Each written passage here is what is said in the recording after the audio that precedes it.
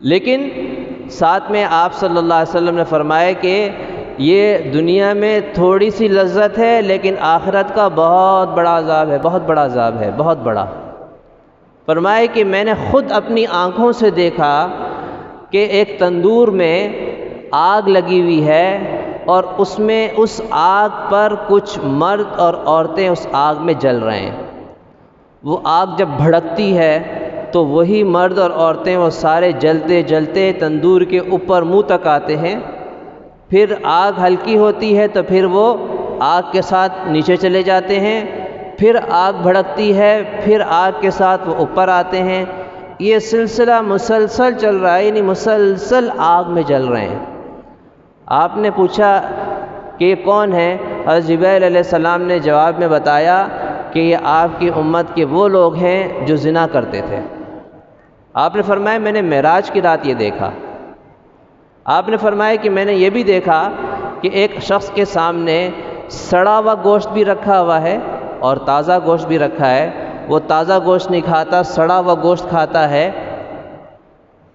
اور ایک عورت کے سامنے تازہ اور سڑا گوشت رکھا ہے، وہ تازہ گوشت نہیں کھاتی، سڑا ہوا گوشت کھاتی ہے۔ میں نے پوچھا کون ہے؟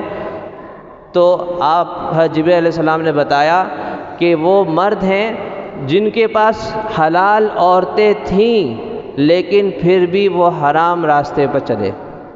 وہ عورتیں جن کے پاس مرد تھے، شوہر تھے، لیکن پھر بھی وہ بدکاری میں مبتلا ہوئیں۔ آپ صلی اللہ علیہ وسلم نے فرمایا کہ لا یزنی الزانی حین یزنی وہو مؤمن، کہ جب کوئی شخص زنا کرتا ہے تو وہ مومن نہیں ہوتا، اس کا ایمان اس سے رخصت ہو جاتا ہے۔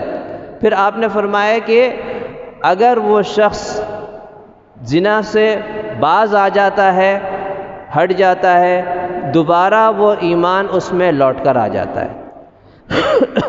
اور اگر خدا نہ خواستہ کوئی شخص اس وقت مر جائے تو اس کا ایمان تو تھا نہیں۔ کیا خیال ہے؟ ہم یہ نہیں کہیں گے کہ کفر پہ مر گیا، لیکن گویا کہ اللہ کی نگاہ میں ایسے مر رہا ہے جیسے کوئی بغیر ایمان کے جا رہا ہے۔